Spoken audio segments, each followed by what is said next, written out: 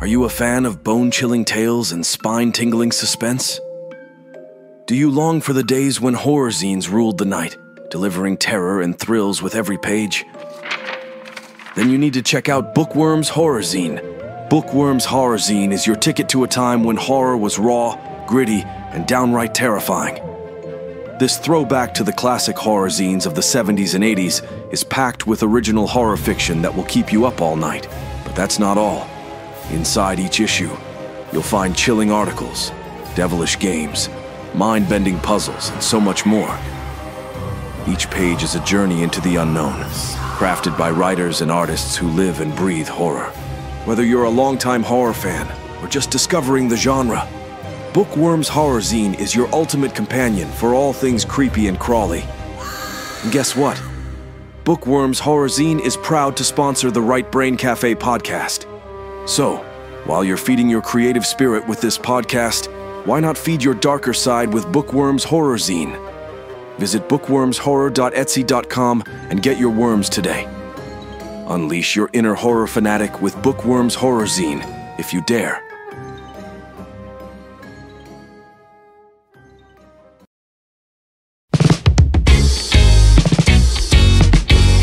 Season 2 of the Right Brain Cafe. And you know, I think we have, this could be the 50th. It depends on what we consider an episode, because I have some bonus episodes. But this might be like the 50th or very close to the 50th.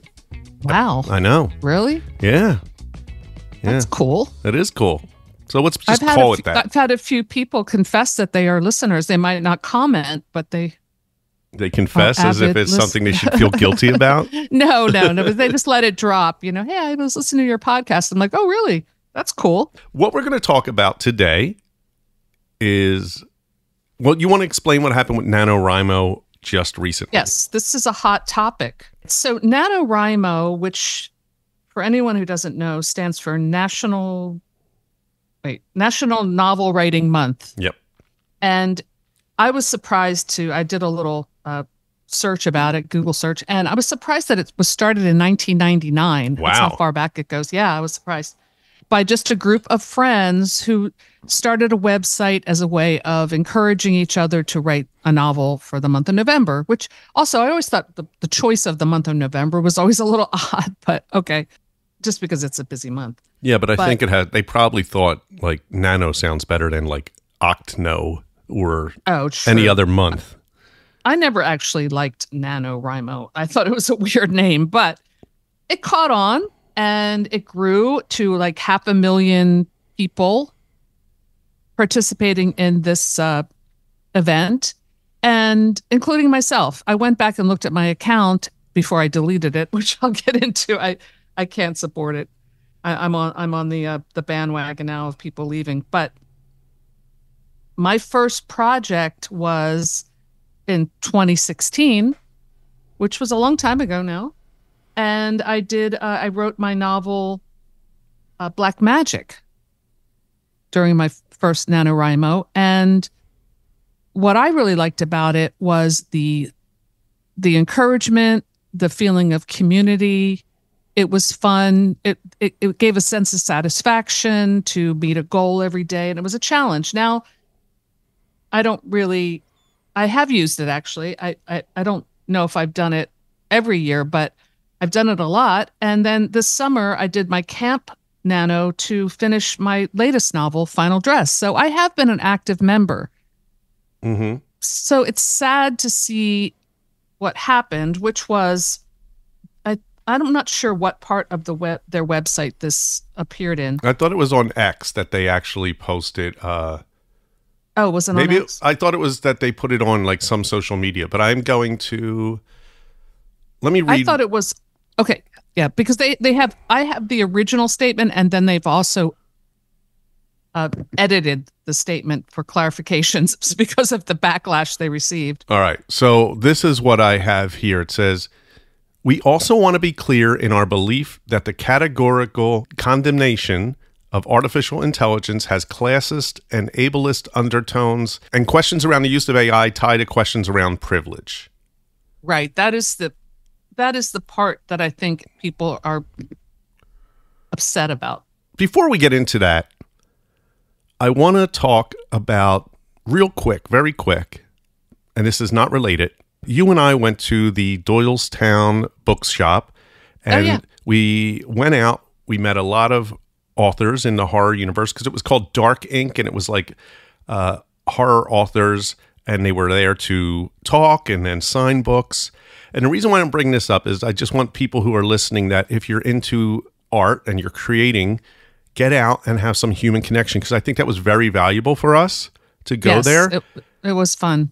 And it allowed us to meet these authors face to face and talk about bookworms. And by the way, if you don't have bookworms, you can pick it up. The link is in the show notes, and we will have the new one coming out next month for Halloween. Yep. I wanted to bring this up because I think it was very valuable. And I also wanted to bring up a story of my friend who actually creates his own tie-dye t-shirts. And this is something we were talking about getting out and having a human connection. And he makes them for, like, you know the band King Lizard and the King Gizzard the and Gizzard the Lizard Wizard. Yeah. He's a big fan. He makes them. It's got this little like face on. You might have seen it as the tie-dye with like the eyes and the mouth on it that he made. I have it. And oh yeah, I think I have. Before the concert this week in Philly, he went and they can set up tables and people do stuff. And he did this because we were talking about get out and meet people. And he had so much success in just 1 hour because he went late that he's like, I got to go and do this more. And then when he was at the concert, he saw someone wearing his shirt and was like, hey. Oh, that's cool. Yeah. He's like, I made that shirt, and and he took a picture with the guy. But the reason why, and I was saying, like, after that, he had people coming to his social media and following him. And it's like, and we have had that since the Doylestown bookshop, Bookworms Horror Zine, which you can go to at Bookworms Horror Zine on Instagram. We have many people. It's been growing since that event.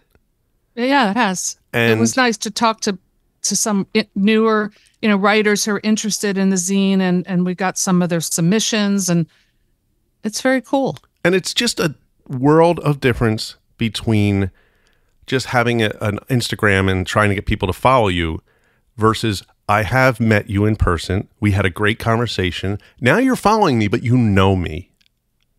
And we had a nice talk. It's so much more powerful. So if you're into any creative field, go out to whatever it is, like whatever you do, go out to real events and meet real artists, and you will have more success, I think, in everything. And I think we lost that human connection. So I just wanted to say that because we had a really good time at the bookshop. Yeah, we did have a really good time, and we need to do that more, James. Yeah. We need to get out more. But yeah, that's true. And I mean, I think NaNoWriMo started out in the same grassroots kind of way. Mm-hmm. So it began good, and it obviously had an incredible success, but as an organization grows, sometimes things get messed up. I know they had a controversy last year, which I really don't want to get into, but the result of that controversy was they got rid of the forums. In brief, one of their forum moderators was doing something sleazy, and NaNoWriMo didn't handle it very well, and they just got rid of the forums, which was a part that made it more fun and interactive. Right. And Wattpad did the same thing, which I'm involved in that site as well, but they got rid of the forums too, because I guess they're hard to moderate, and there's too much chance for bad actors. People will be bad when they're on the internet and they're anonymous. They just don't act properly. Exactly. But also NaNoWriMo they did have in-person events. I never went to any, but like during one of the NaNoWriMos, I remember they had like an event in Philly. Like you could show up at this place, I don't know, some hotel lobby in Philly, and bring your laptop and hang out with other people who were writing. So there was an attempt at doing outreach and this kind of thing, and people really enjoyed it. Right. And I think we all agree, besides this, that we thought NaNoWriMo was a pretty cool thing. But let's talk about, first of all, what's defined, because artificial intelligence is different than generative AI. So yes, and I wanted to talk about that. Yeah, so like generative AI is what I think a lot of people are against. AI, I mean, if you use Grammarly, that's AI. If you're using your iPhone and you're typing and you see that predictive text come up, that's AI. A lot of things, we've been using artificial intelligence for a very long time. This, when it comes to art now, what generative AI is that they are feeding information to the robots, and the robots take all this information, and that's how they produce new things. So that's how they're creating new novels, or they're creating new art, music, right? So they're feeding the robots as much as they can so they can now produce things. And what I find, so I have some, say what you want to say, because I have both sides of this. I kind of, yeah. I mean, I know what you're saying. I get that. Like, I use Grammarly, I've used spell check. That's a form of AI. But I think what the problem with NaNoWriMo's statement is they didn't, when they went back and edited it and they try to expand what they meant, and I think just muddied the waters even more. But they say, I'm reading from the first statement, NaNoWriMo does not explicitly support any specific approach to writing, nor does it explicitly condemn any approach, including the use of AI. So they're using it as it's an approach to writing. The language is vague there. right. And it doesn't say using it as a tool. And then the comment about the classicist, ableist thing, and if you disagree, it's kind of saying you are ableist. They're not very specific. I mean, in the edited statement, they expand on that too. But to me, it seems like, look, there's someone, let's say, who's blind might use an AI program where they can dictate text or something. That's perfectly fine. But I don't think that's what they're talking about with AI being an approach. As Steve Donahue, I don't know if you saw his video, but I had asked him. Yeah, I watched the beginning of it. I'll put it in the show notes so people can watch it. Yeah, put it in the show notes. Because the reason I reached out to him to cover that topic. Well, first of all, he posts like 3 videos a day, so he's always on top of things. But he was one of my NaNoWriMo buddies. Like, I was part of his like group. So I knew he was really involved in the site, and I was eager to hear what he had to say. And I agreed with his position that he expresses in his video, that he mentions like plagiarism is also an approach to writing, but it's not one that we would recommend. So I feel like this just is a very weird statement. And then people have been pointing out that they have AI companies as their sponsors. So maybe that's part of this. I don't know. To me, it just kind of poisoned the well. And maybe it's just time to move on from NaNoWriMo anyway, if that makes sense. And then Steve suggested that we start our own little writing collective on YouTube. And I'm like, yeah, let's do it. I mean, all NaNoWriMo is trying to do is get people to sit down for a month and write 50,000 words, and it's a way of encouraging it, which you don't need NaNoWriMo to do it. You're exact. You can do that with a friend, right? You could just say, me and a friend, we're going to get together, and we're going to compare things. So it was just a nice community, but I think we should like broaden this topic about just AI and art overall, because someone listening might not be a writer, but they might be a fine artist, or they might be a musician. And, so the danger here, I guess, if I'm a writer, is I'm upset that somebody could write an entire novel using AI and then submit that to, does NaNoWriMo give you like an award or something? Yes, but it's all through the honor system. What they used to do when I first started out is you actually had to, and people are freaking out about this, thinking that maybe this text has been sold to AI companies, but it might just be paranoia. Who knows? But when you first did it, you had to upload your text into like a word counter so they could verify that you actually wrote this. Now there's an honor system involved in there too, because they wouldn't know where that text came from. I could have written that 20 years ago, and I'm not sure if they did a plagiarism scan on it or whatever, but they stopped doing that. I'm not sure when they stopped doing that, but it was the honor system. So I would upload what I wrote when I was working on my novel this summer. I would upload my word count, and when I got to the deadline, I won. I get a little certificate. I get a little, I get like 20% off of some programs. They give you little perks, and then they make money. It's, I guess, nonprofit organization, but they make money through donations and also buying merch. So I can buy my NaNoWriMo t-shirt or my mug. Well, what do you mean you won? You mean you just hit the deadline or whatever? You hit the number? Yes, I won. I managed to write 50,000 words in a month. So anybody who writes 50,000 words or more wins, is what we're saying. Yes, but wins is right. It is on the honor system. I guess my question is, why do I care if I'm doing NaNoWriMo, whether you're writing a book and using AI? What do I care? How does that hurt me? Well, because of the honor system, the idea has changed. The initial idea was like we all write a first draft of a novel, 50,000 words at least.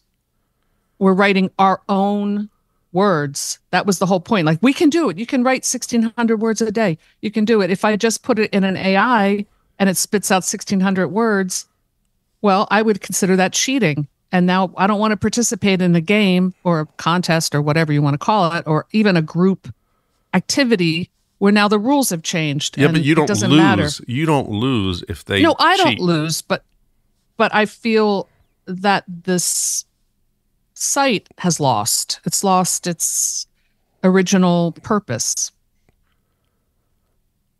Yeah, I'm just trying to see, like...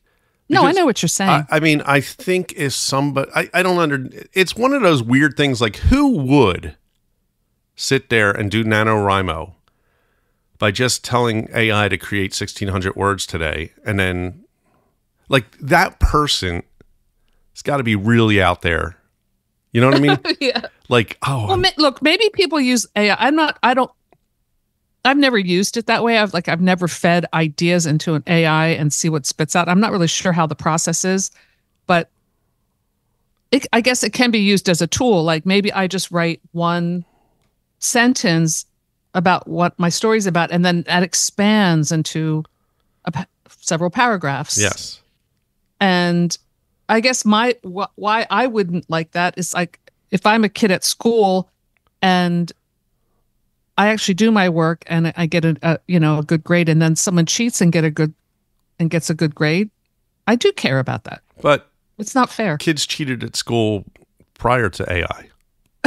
Yes, I know. You know, if you're going to cheat, you're going to cheat.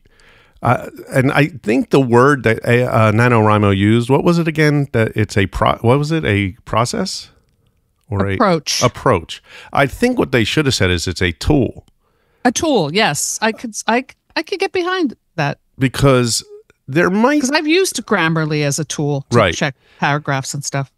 So there's a couple things here. So if I don't think the human race is going to knowingly buy a book that was written by AI over a book that was written by a human. If they don't know and they read it, because here's the thing. This AI is going to get better and better and better. Oh, I know. And we will never be able to tell the difference eventually. And then you got to decide, is that a new genre of craft? Yeah. Right? Because I think it's going to get there, definitely. And so prior to the photography and film, artists, when cameras came out, they thought it was cheating. Like, whoa, I sat here and I drew this picture, and now you just sat there with a film camera and took a picture of it, and you're saying it's art. And now we don't argue that. We don't argue that photography is art. Now, not every photo is good art or art, but we would acknowledge that there are photos that are art. I don't know why NaNoWriMo is getting behind it, because it doesn't help them. I don't understand why. No. Now, here's what they're trying to do. I think this is what is really happening here. There are people who didn't have an education that is privileged. That's where I think we're getting here with this ableist and privilege and things like that. And I think what they're saying is, if I came from a background where I want to write a book, but I don't have the skills that you had because you had a better education than me, you didn't grow up where I grew up, and I want to write this book and I need the help of AI, and maybe it's not just I'm going to let AI write it, but I'm going to use AI as a tool to help me with this paragraph. Okay, but I think not it's a necessarily slippery Grammarly slope, type. though. What's that? It's a slippery slope because there are many amazing authors who don't come from educated backgrounds. They didn't go to Ivy League schools. Well, I'm not saying that high, but yeah, I'm just saying. No, I'm saying. I mean, I get what you're saying. I'm not agreeing, like saying that. I'm saying I feel they are trying not to get to a place where they sound like this is only for the privileged, educated people. I think they're trying to prevent that. Okay, but aren't high-end AI programs very expensive? How does that serve an underprivileged? No, ChatGPT is free. Okay. So that's also what I was saying. Like, the programs are free, but maybe they don't have a computer, right? And so they have to go somewhere else or use their phone. I don't know. But I see what you're saying. Like, I mean, I don't want to sound like a hypocrite because I am involved in AI as far as I chose to have my Amazon books. I chose the audio book function. Mm-hmm. As opposed to hiring somebody, which I had actually considered doing years ago, or doing it myself, which I tried and I could not do it, because that's extremely expensive to have someone dictate your books. Now, would I rather have a human being do it than an AI voice? Absolutely. I don't like to listen to videos on YouTube that have AI voice, but it, like you said, it's just going to get better and better, and soon you won't be able to tell. And okay, that's like you said, it's progress, but I think where the line needs to be drawn is the language around this as a tool or as an approach. And I don't understand also, the use of the word approach. Yeah, and also the ableist. It's kind of like insulting to say, well, if you disagree, then you're just, Well,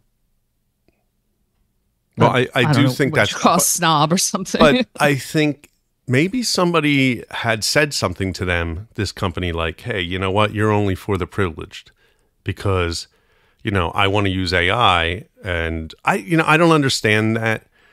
But I feel like how would you use AI? So let's say I write a sentence and I say, can you give me some variations of this sentence? And then I look at that and I got 10 versions of the same sentence trying to say the same thing. I just learned 10 ways that I could say the same thing that now, let me back up. No, I hear I'm with you. But I want to back up and talk about does that something. make you a better writer? Like, yes, don't you have to develop those skills on your own? All right, let's pause.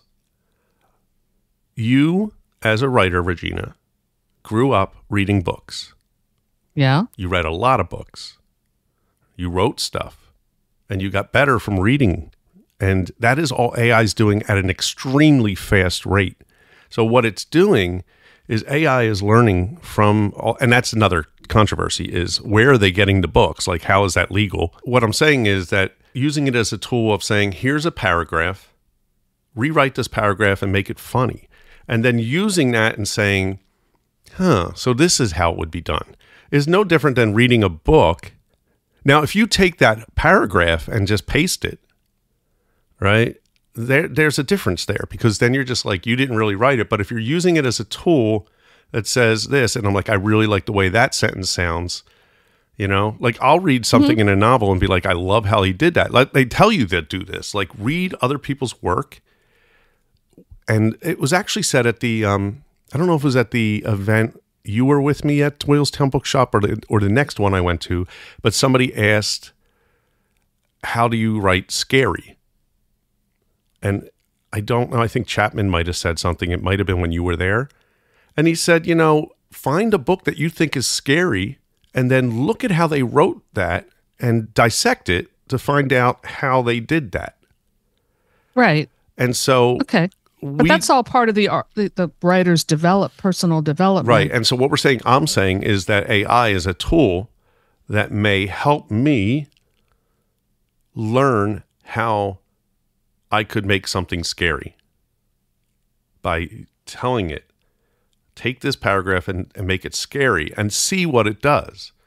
Well, look, I could see, whenever I used Grammarly, they always try to change my passive sentences to active, but sometimes the passive voice is the right choice. Right. I'm not saying, yeah. So right there is that you understood that. You thought this is the right choice, but if you like that other sentence better, are you switching it?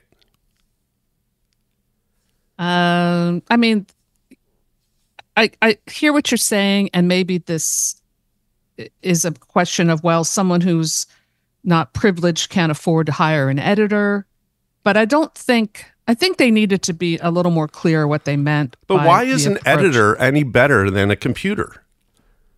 So if you write a book, but I don't have a problem with AI for editing. I'm talking about generating an entire novel. Yes, that's a whole nother thing. And I think I think people are really nervous about that. And I don't think that's something we need to be worried about. I think if you get somebody, again, this is just somebody doing it to get it because they're going to want to do it until they get caught. Right. I think, because I also think you could, but here's the fear that I'm going to get looked over because somebody did a book and it's getting bought and mine's not getting bought. But but you got this guy who, this alleged person puts it in and says, write a book. The book comes out. Is this guy going to read the book? Or you're saying he's just going to take this book and put it on Amazon and sell it? Because then it's like, it probably is garbage, until it gets really good. I don't know, but but it's probably not going to be garbage if they get better and better. So there's a book that I read a couple years ago called The Bestseller Code. Mm-hmm. It was actually really interesting. Oh, yeah, you talked about this before. Yeah, I talked about this before. It was two authors analyzed this data about what made a book a bestseller. And I'm not sure what they did with all that data, but I'm not a technical person. You're much more technical than I am, but I can imagine if you were able to put that data into a AI system where they can tell you exactly what page you're supposed to hit that mark, and this kind of like creating art by rote, it would probably be very successful. I don't think especially if you're looking at a formula of, well, you could say, like, if we're talking about formulas, like a formula of romance books. Like Harlequin romance books basically follow a certain formula. AI could probably spit those out and you could make a lot of money that way. Yeah, but it's work still. Like, you have to, it's not as easy as people make it seem that you can just put something in, say, here's the formula for a Harlequin romance, write it. Eventually, yes, it will be that easy. And so, but I think it's going to be a genre. I think it's going to be maybe AI romance, and people will dig it. Not that it's going to be robot romance, but I think it will be, here is stuff that was created with AI. And well, look, James Patterson gives his writing partners assistance. He doesn't write his own books anymore. He gives them an outline, and then they write it. Right. So what's the difference between doing that and saying James Patterson feeds his outline into the robot and comes out with a bestseller? Exactly. The problem is we see the robot. It's bad robot. It is a bad robot, and it's probably going to look back. That's why I'm being very kind to the robots now, in case they become our overlords, and then they'll be Hal. The revenge of Hal. I'm looking for something that Joe Hill wrote recently, but we'll keep talking, and when I find it, I'll talk about it because it has a lot to do with this. Again, it's not as easy as just putting in a prompt. If you're just going to put a prompt in and just take whatever it is and then upload it, you could do that, right? Yeah. That doesn't mean, look, I created a coloring book using prompts on AI and just like 24 images, and I created it. I think it's cool. The cover's created by AI. I put it on Amazon. No one buys it. and it's cool, right? I mean, I sold a couple, maybe 5 total, but I didn't know that. Why do you think no one bought it? no one knows. There's too much competition out there. Oh, yeah, that's true. Like literally look up coloring book on Amazon. There's probably 1 million. And that's what people are trying to do. Like I'm testing this theory here where everybody's like, you could just tell AI to do it. And I did. I created it. I put it up there. It's available. And again, it's a coloring book. So I don't like really feel like, oh, like, you know, it's something you can do. But again, each page, I must have taken hours on each page to get the exact image I want it to have. Okay, so you used that as a tool. No, I didn't draw it though. No, but I'm saying like it was your idea. Yes. Yeah. And so, but my point is there's no guarantee that it's going to sell. Right. So I see what you're saying. It doesn't mean that it's going to be successful. No. And that's the other thing where you're talking about the formula. Everybody's been chasing Joseph Campbell's formula for the hero's journey. And people have used it and failed. Like, yeah. The other thing you got to think about is what is happening in society at the time when this art is released, right? Would the Beatles be famous if they came out with She Loves You today?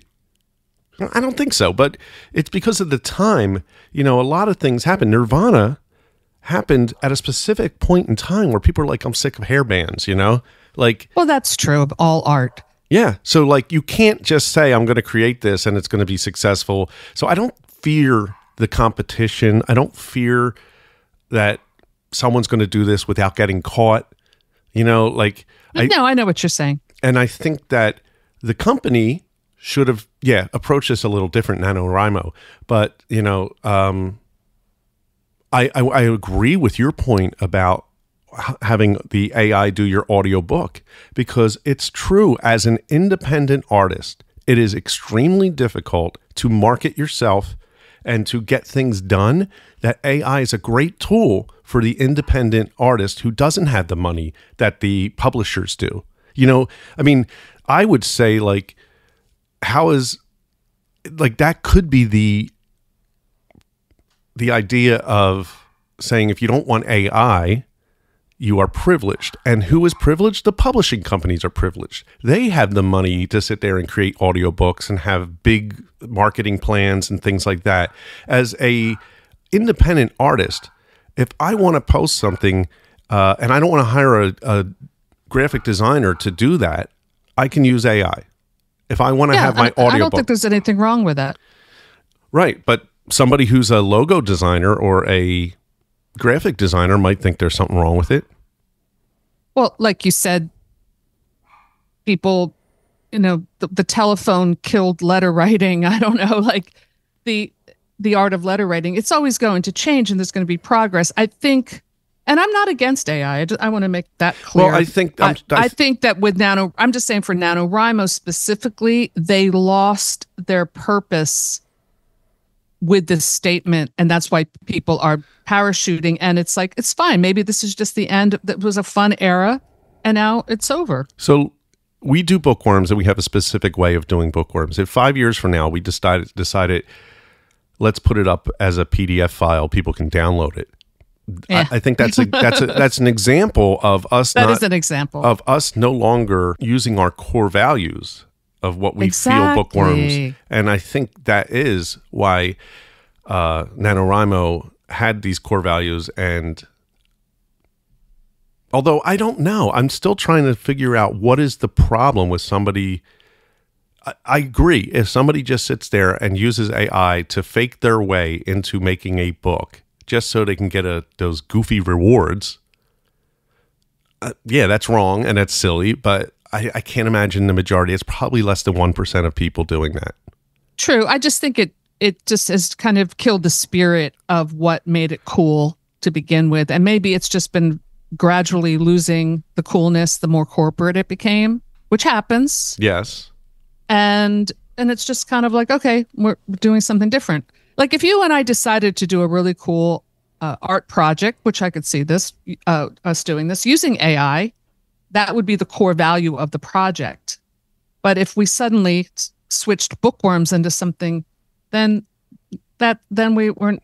we've mixed metaphors and it doesn't really work. Yeah, but So I I think still that's don't what's know. happening I here. still don't know if I. So I feel like this is a result of really bad marketing or PR, really bad PR. I think that they could have worded it differently, and we probably wouldn't have this crazy outrage.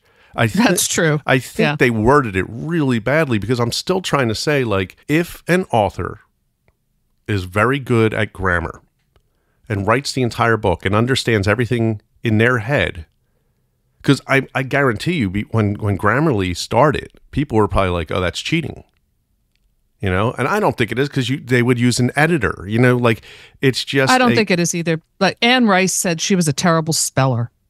right. So if she was just uploading her stuff as an indie author, she might get killed in reviews because she can't spell. But she could use Grammarly without hiring an editor or spell check or whatever to correct her spelling. I mean, there's different levels. I'm rereading Stephen King's Salem Slot for Vamptember. Yeah.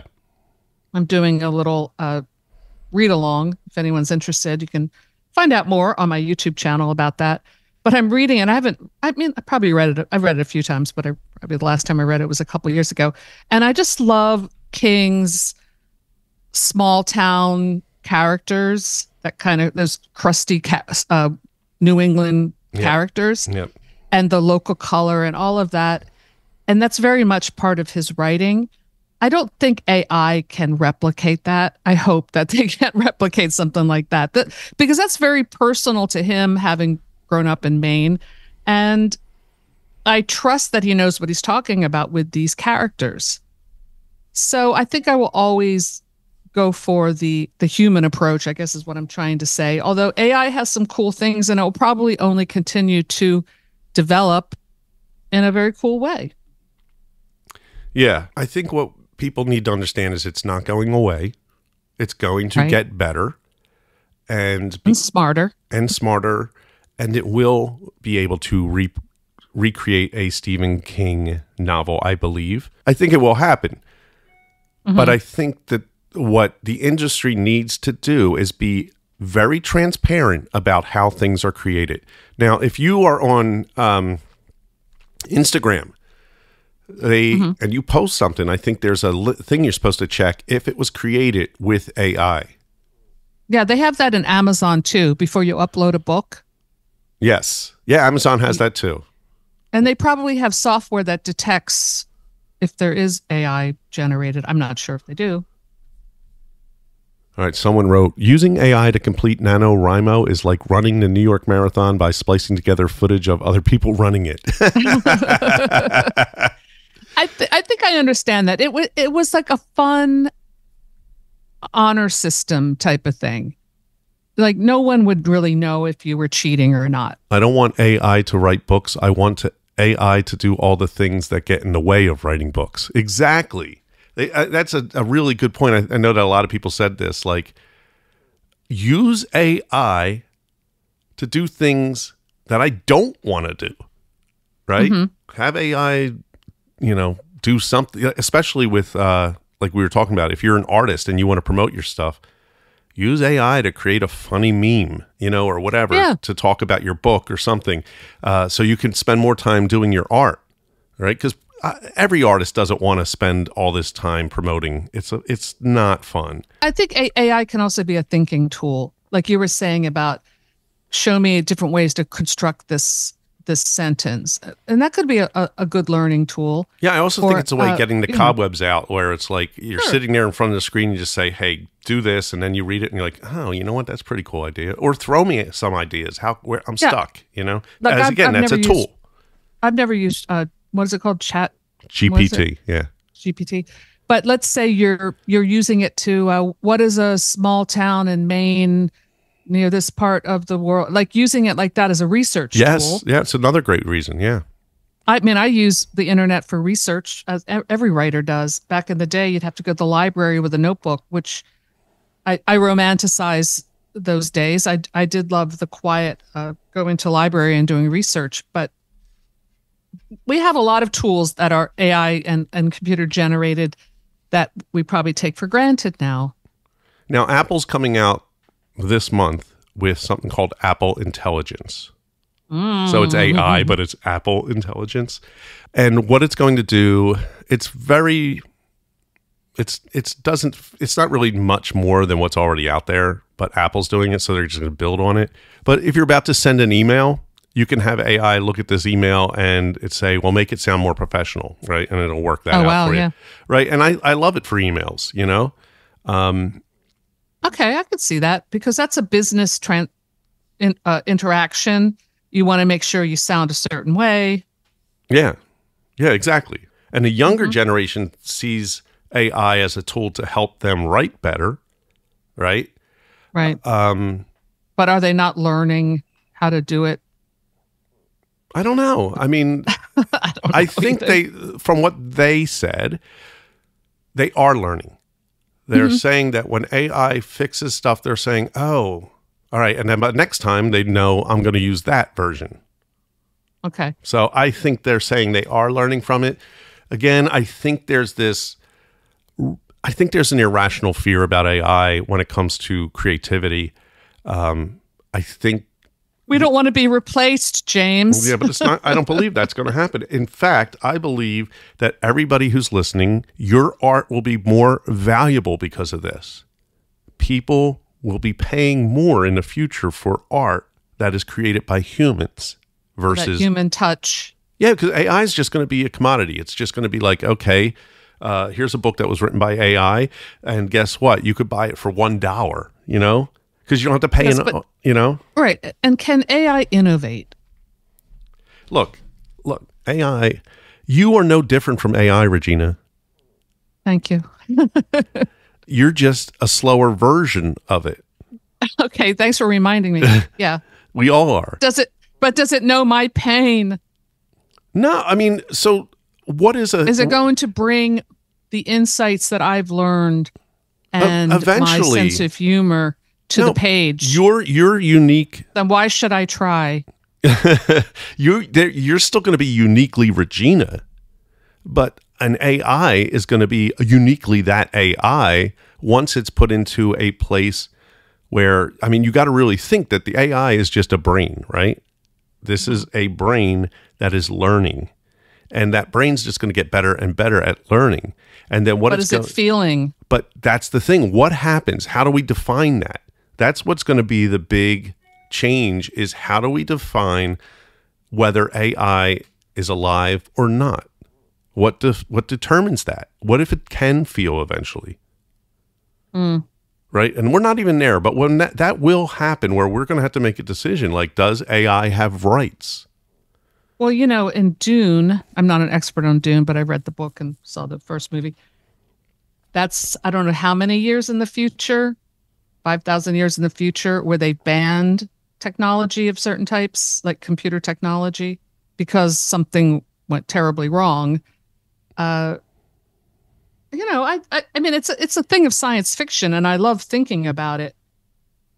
I think that we have to, we humans, we are a lot slower, so our ability to keep up with technology is a problem. I think it can be a problem. I think it can produce stress.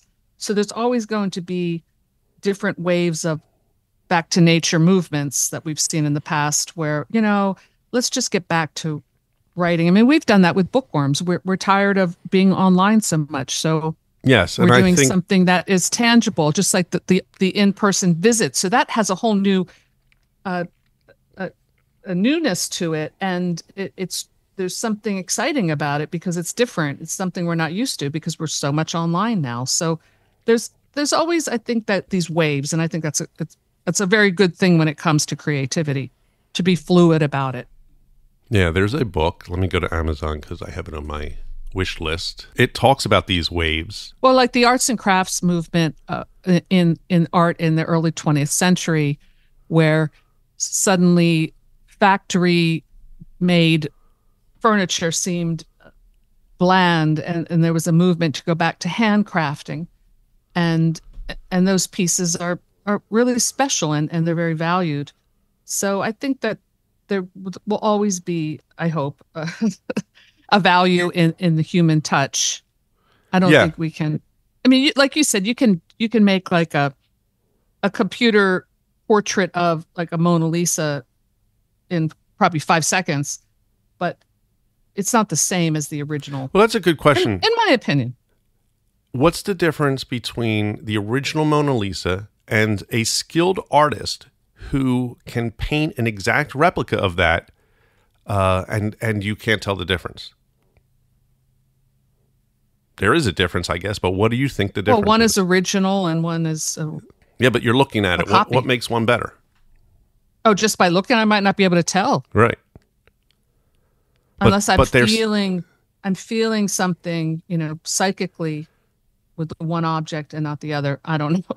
I would say that the one that's original is kind of what you're saying, is like it came from the real place. The other one was a copy of the real place, and it hopefully, you won't know though, it might have a different vibe to it. I don't know. It might have a different vibe. I don't know either.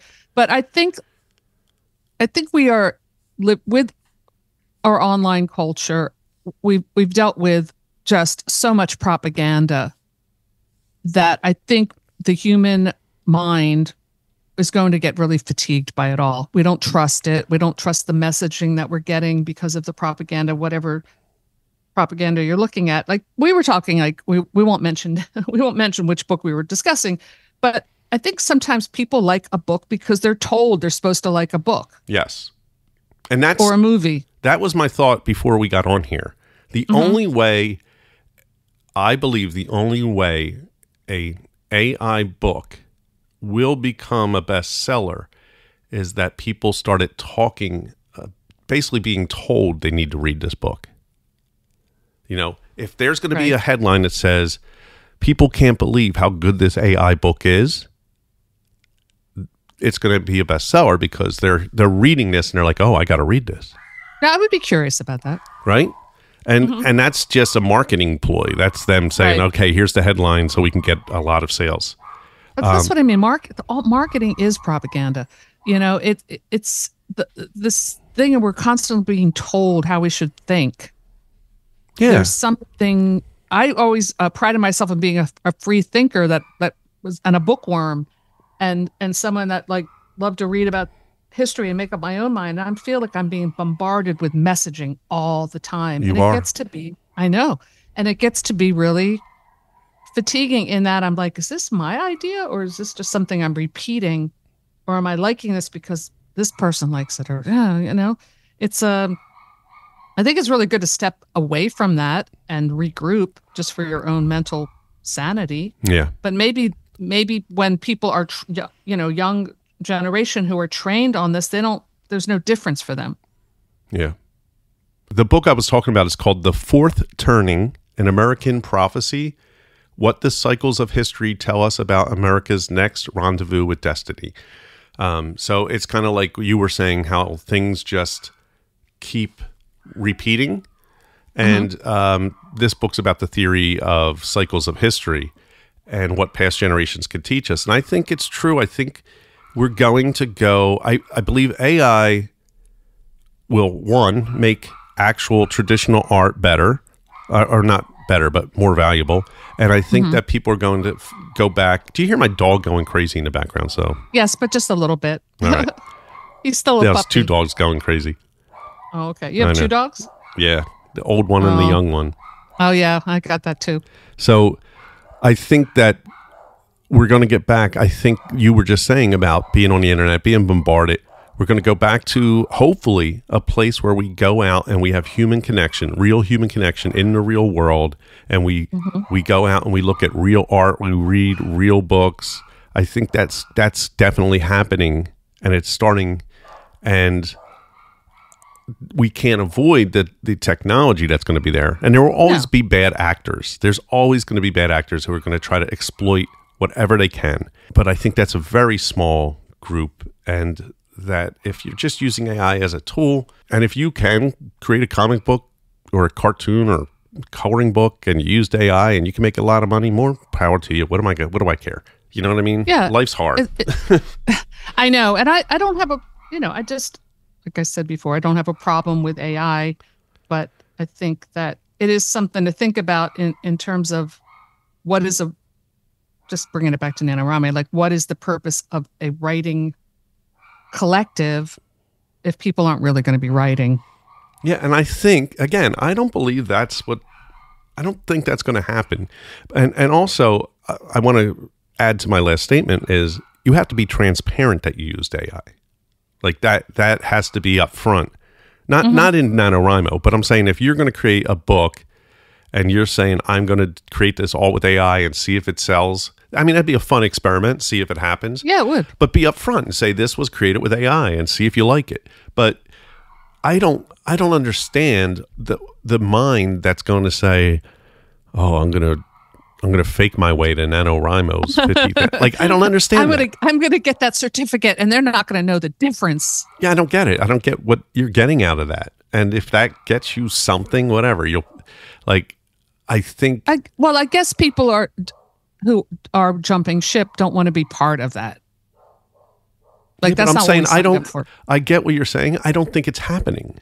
Like, that's my point. I think people are like, I'm jumping ship because I don't want to be part of an organization that allows something that I believe isn't really happening. Well, I think it also has to do with their sponsors being AI company. I'm sure it does. I'm sure it does. And I'm not defending NaNoWriMo. I just think they had a really bad PR reaction. When they should have thought it through much more and had a better answer than what they did, because it is like, why? Like, it almost feels like they're coming at you and calling you racist or something, yeah, it's like, where is this coming from?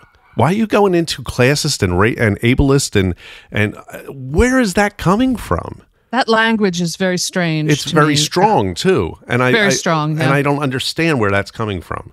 That's very weird, and I think they will lose people because of that. Had they just come out and say, look, we see AI as a tool, and we want to make sure everybody has every tool available to them when they're trying to write their book. Yeah, look, and writing is hard, and you do have to invest a certain amount of education to be able to do it. It's just a fact. It's just like if you're an athlete, you're not going to get anywhere if you don't practice. Now, you can do it for fun on the weekends with your buddies, and there's nothing wrong with that. And the same with any kind of art. But, I mean, we've talked about this before. I just feel like if you can't write, you need to develop some kind of skill at it. Like, I don't know. Is that me being an ableist or a snob? I'm not sure. Privileged, like, yeah. Privileged. Well, I mean, you work at it. Everyone Daniel Green, I don't know if you know, he's a really popular fantasy channel. He did a nice video about this topic I listened to yesterday. And he was saying he's a writer and has a really huge platform on YouTube. He said that he had severe dyslexia and that he had to really work hard to overcome that, and it's still something that he's dealing with. Now, maybe AI can be a tool for that, like picking up, well, certainly like a word check, a spell check program could pick up that kind of stuff. Like, I sometimes do the thing unconsciously, and spell check will pick that up, and I'm very grateful. But he was saying that he found this language, the NaNoWriMo, was insulting to him as someone who does have, I guess, a disability, that he doesn't need help. I guess he found that was talking down to people who do, perhaps. Yeah.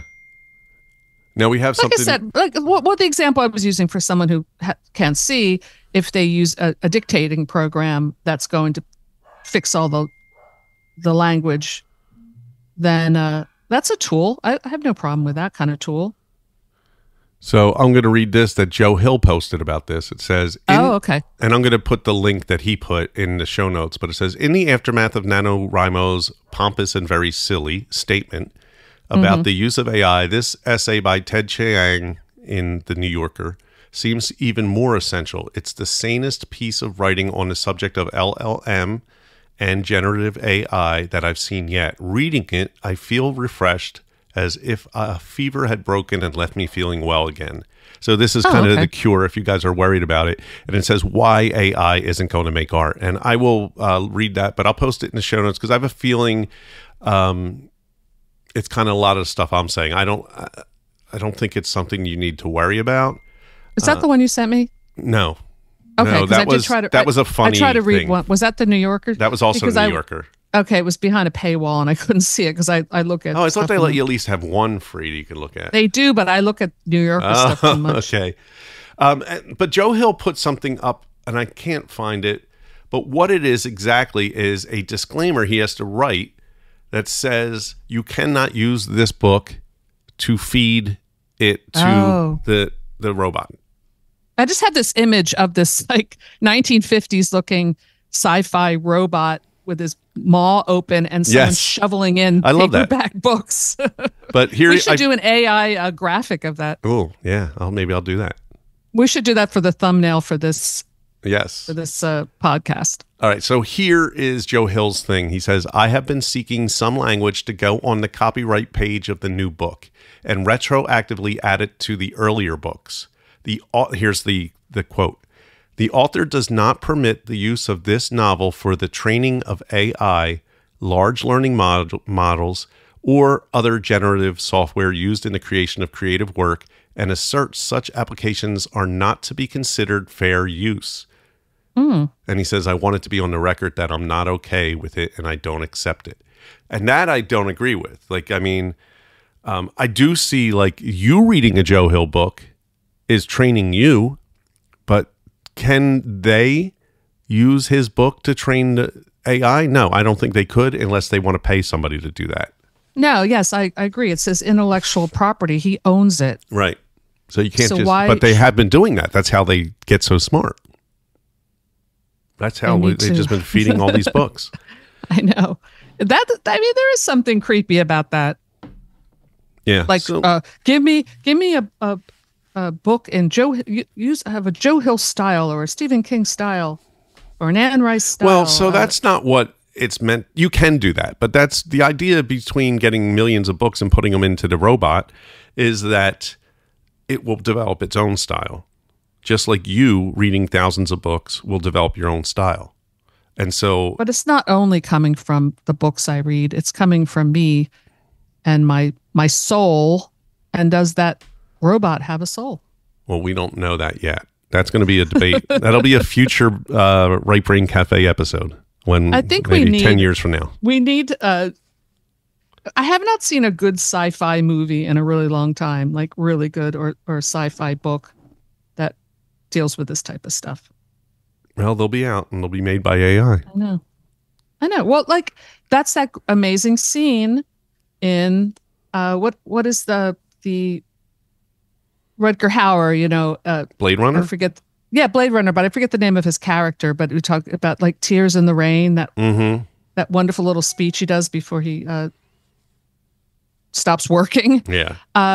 And that kind of is, does this robot have a soul? Yeah. And the dove flies in slow motion. Well, you'd also got to say though, like the AI will not produce, I mean, it probably will eventually, but it will not produce a book without a prompt. So the prompt could be in the soul. That your soul is the soul. Your soul is, or the robot soul is your prompt. Right, I hear what you're saying. Like I came up with the prompt, so that's